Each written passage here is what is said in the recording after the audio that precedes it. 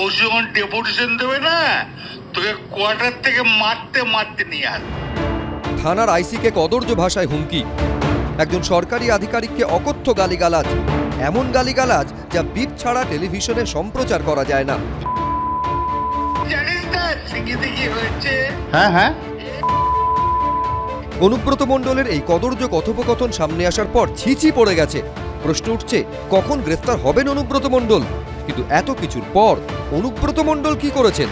দলের বার্তার পর স্রেফ একটা দায়সারা ক্ষমা প্রার্থনা জানিয়ে আবার নতুন করে প্রশ্ন উঠেছে। পুলিশ বিপদে পড়লে পুলিশের পাশে আমি দাঁড়াই। পুলিশকে গাল দেওয়ার কথা আমি কোনদিন ভাবতেই পারি না। পুলিশকে গাল কেউ যদি দেয় আমি তাকে অপমান করি। পুলিশ বিপদে পড়লে অনুব্রত মণ্ডল পাশে দাঁড়ানোর কে? পুলিশকে তিনি কি ভাষায় হুমকি শাসানি দেন সেই ছবি এর আগেও এই রাজ্যের মানুষ দেখেছে। তারপর তিনি এটা বলেন কি করে যে পুলিশকে গাল দেওয়ার কথা তিনি ভাবতে পারেন না? আজ তার মুখে এই কথা কেউ বিশ্বাস করবে? এখানেই শেষ নয়, আর কি বলছেন অনুব্রত মণ্ডল? পুলিশের যখনই যে কোনো এসপি হোক, এসডিপি হোক, অ্যাডিশনাল এসপি হোক, যারা আমাকে যখনই যা বলেছে যে এটা দেখে দিন, আমি দেখে দিয়েছি। এখানেও প্রশ্ন উঠছে, পুলিশের বিষয় দেখে নেওয়ার অনুব্রত মণ্ডলকে? পুলিশ প্রশাসনের অংশ, আর অনুব্রত মণ্ডল প্রশাসনের কেউ নন। তাহলে তিনি কোন এখতিয়ারে পুলিশের বিষয় দেখেন? যে ভাষায় তিনি আইসিকে হুমকি দিয়েছেন, গালিগালাজ করেছেন, তার জন্য কোনো ক্ষমা প্রার্থনা যথেষ্ট নয়। কিন্তু এরপরেও অনুব্রত মণ্ডল আবার সেই সব মন্তব্যের জন্য যুক্তি খাড়া করেছেন। আমি খুব দুঃখিত, কারণ আমি ওষুধ ফষুধ রাখতে খাই তো অনেক ঘুমের, আর আমি এখন 10টার সময় ঘুমিয়ে যাই এবং ঘুমের ট্যাবলেটও খাই।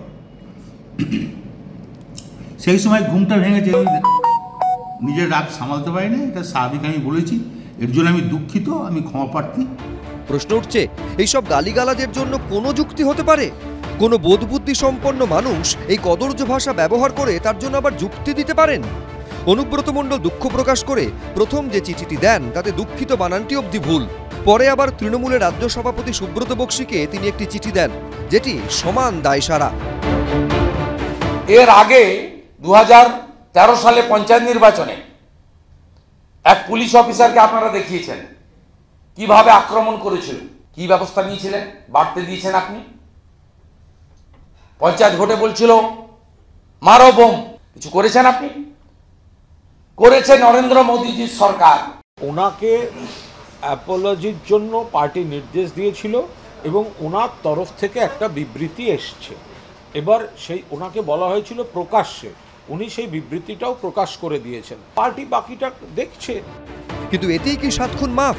পুলিশকে এই ভাষায় গালিগালাজ হুমকি দিয়েও স্রেফ ক্ষমা চেয়ে পার পাওয়া যায়? ভাস্কর মুখোপাধ্যায়, আশাফুল হোসেন, উজ্জ্বল মুখোপাধ্যায়, এবিপি আনন্দ।